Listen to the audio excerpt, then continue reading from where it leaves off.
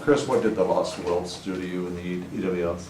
I mean, yeah, I wrestled him earlier this year, right at the beginning, and about a month ago, I put a kind of a beat on him. So I don't know if it was lack of preparation. I know I warmed up similar to I always do, but I mean, sometimes you lose focus in the fact that he was ranked 4th in the country. So I mean, he's no joke. He's a tough opponent.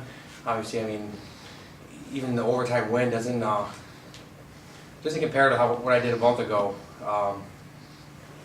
But yeah, I think I lose track sometimes. I mean, good wrestler. I mean, maybe I had my best day. Maybe he was sick that day. Maybe he was a little cold, and maybe I just broke him, or he wasn't feeling his best. So it was a reminder that anyone can be beat. I mean, yeah. I mean, anyone can go down on any given day. It's I think it was the St. Pierre that preached that in the MMA. He's like, on any given day he can lose. Anyone can lose. So. That reminded me of that, and I'm actually very happy now that it happened, because last year coming into the tournament 28-0, and I'm almost overlooking some wrestlers, and I don't want to say Quinn Wright was one of them, but it took him serious. He's a big move wrestler. You can be winning probably between 5 to 8 points at any given time. He can throw you right to your back, get a pin, get 5 points. So. I was fortunate enough to, or not fortunate enough to, I got to have him front headlock right in the first period, so I had a big hole to dig myself out of. I came up about 2 points short at the end of it, but yeah, losing to Wilkes is, it hurts, because I was going for a Koscheck's record of 42-0 perfect season, and if it all works out and I win tomorrow, I'll win the season at 41-1, and that's still a success. That's what I call goals. It's multiple, so not just one thing. He really stalled your shots, you know. I mean, the first 2 periods, third period was a little more cautious, but you know, what was he doing that where you just couldn't get in on him? I wrestled at the beginning of the year, and my double legs worked, I mean, relatively well. Then I believe I picked up a 7-2 win. I'm not quite sure what the right time was, but if I got the 6 with the right time being 7, I'm not sure. Yeah, don't quote me. I think it's 15-4, 15 something. I beat him about a month ago, and I hit plenty of doubles on him, so I know he knew what I was going after. I mean, I'm a very simple wrestler.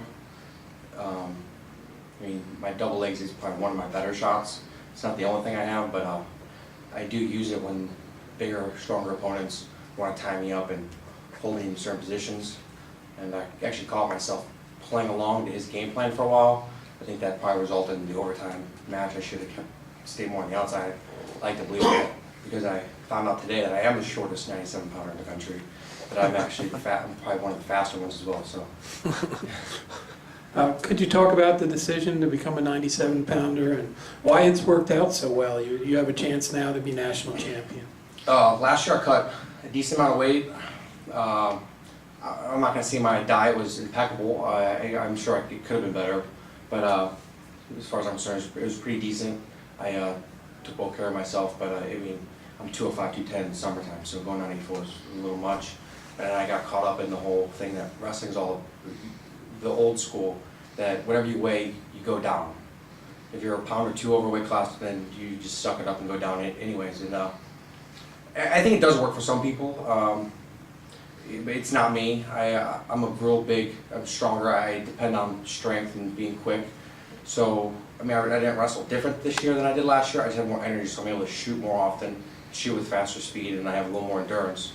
That overtime match I was very, very tired, but I wasn't panting hard. But my legs were a little juiced, but that's part of the sport. But yeah, I worked out with Dustin Kilgore right before season started. Played a big factor in me going 97, and words of wisdom from Coach Flynn and my former high school coach from St. Ed's, John Heffernan. You called yourself a simpler wrestler. I believe you're going to go MMA in the future, so tomorrow night may be your last wrestling match. I can't imagine you as a simple MMA guy. No, I mean, that's probably when I turned complex. I want to say, no, there's no simple fighters in UFC or any MMA. I mean, there's so many sports into one. Wrestling's one of them. Brazilian Jiu-Jitsu, boxing, kickboxing, grappling. I mean, it's all it's amazing. It intrigues me that how some of the people that have the belt, I mean, King Velasquez, Josh Koscheck, I mean, you gotta be the best at multiple sports. I mean, you don't see wrestlers going to the Olympics, wrestling and swimming, or wrestling and doing this. But not only that, but they're doing it at the same time. To know that someone can kick you in the head and you're gonna defend that, as well as a double leg, as well as a single leg, as well as a punch to the face. I mean, and you gotta also be cautious that there's 5 minutes, and then you only get a 1 minute break. You could possibly go five of those rounds, not just 7 minutes, 3-2-2. So that's something I look very forward to, and I do plan on training MMA. And tomorrow will be my last match. Just your thought, I'm sorry, one more thing. Your thoughts about your end in your wrestling. Any sadness to it? Sorry. I think it actually makes my parents more sad than me. I started wrestling when I was 4 years old. I was rolling around by myself because I was too young. When I was 3, I wanted to be just like my older brother. He was very, very well in middle school and his first couple years of high school. Then he actually, since he had surgery on both shoulders, he chose football to be his sport of choice in college. I chose that in 9th grade that wrestling is my future, and it's what's going to give me in college, give me my education, and ultimately it's going to give me the eyeballs on me and give me an opportunity to perform in mixed martial arts. I sheltered myself for a couple of years on the whole mixed martial arts just to focus on wrestling, only because I spent a lot of time watching the fights versus wrestling matches. So it's tomorrow's very exciting. I hope I can go out on a win. That's I mean, to win the national tournament as a 5th-year senior is my last shot, my only time. I mean, it's a dream. It's a step in the right direction, and I look forward to actually coming and watching the nationals. I think it's more fun watching it than it is actually competing in it. I sit in a room looking at a cooler for 4 or 5 hours, and I see none of my teammates wrestle. Well, I was just about to mention that you're the last Edinboro wrestler standing. You know, what are you going to do tomorrow? You don't even have anybody to watch tomorrow. You know, none of your teammates, they're all done. Well, me being a 97-pounder, unless our heavyweight was in the finals, I wouldn't get to watch anyone anyways. But yeah, I mean. I mean, do you sleep late tomorrow then, or? No, I don't sleep tomorrow. I watch a little bit of TV. I try to catch a couple of my favorite shows, hopefully, if I can find it here in St. Louis. So. Yeah, we got 2 guys that lost in the round of 12 today. It's disappointing, but at the same time, I told them after they calmed down, obviously, of course. Even Vic Avery, our 84, he's a true freshman. He's the youngest guy on the team, 18 years old. I mean, he's just a young buck. So, and it's easy for him to look at me. He wants to copy my wrestling style and this and that. But I mean, I'm 23 years old. I've been in wrestling in college for half a decade now. I mean, it's time for me to get out of here. But I think he picks me as a role model. He copies me in every positive way, and sometimes I have some flaws that I tell him, I'm like, listen, these are things you probably shouldn't do. But I'm very proud of our team. For 2 guys that are redshirt freshmen to come in and lose round 12, I didn't have that opportunity until my second run at the Nationals. So I reminded them that I mean, look how bad. Don't put off the feeling. Don't.